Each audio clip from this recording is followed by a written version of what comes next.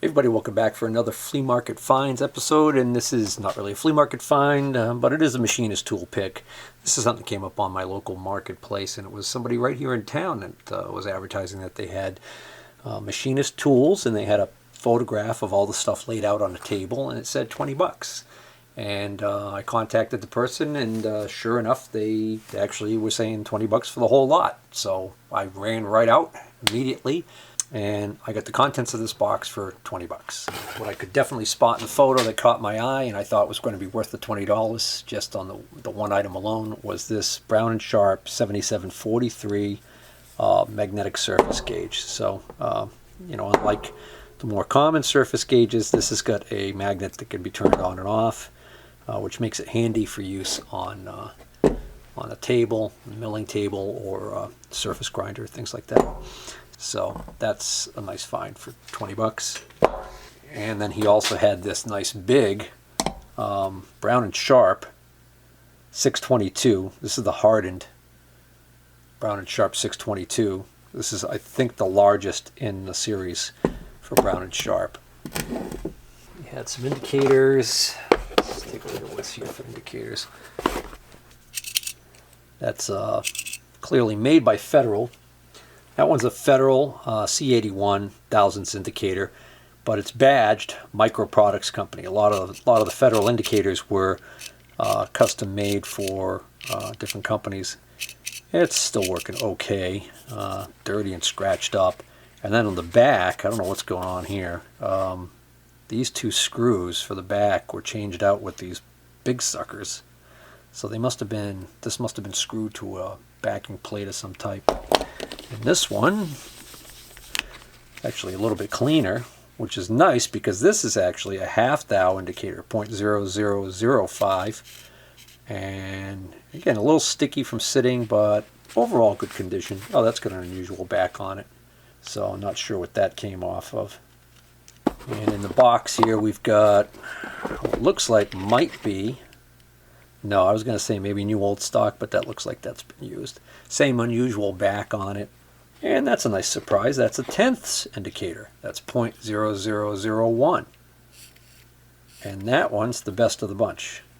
As far as drop indicators go, it's the best of the bunch. This is a Elena. That is, unfortunately, the crystal has fallen off. And I believe, I think this might be broken. Now that's interesting. When I switch that lever, that actually is acting the way it should. So what is... I'm going to be tempted to open that up and see if I can't fix it.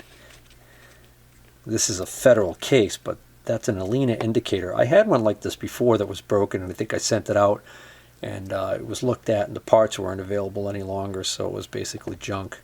Might still have that one laying around here. Might be able to make one good one out of two. Not that it's worth that much anyways. Elena's a good brand indicator, but the older ones, because they're obsolete, when they break, you can't get parts unless you find a used one with good parts.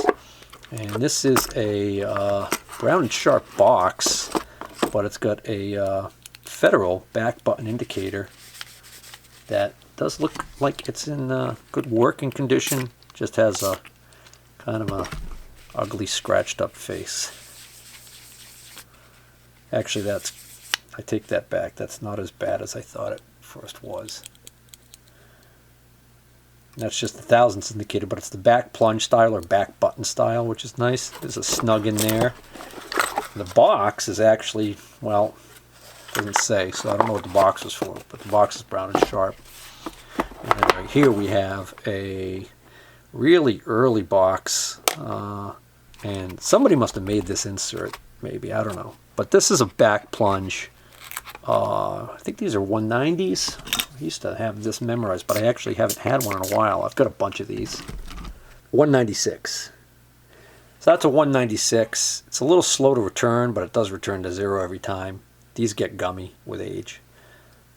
What's nice is it's got not one, but two buttons in here. One of them is not even on there at all, so there you go. And the little clamp.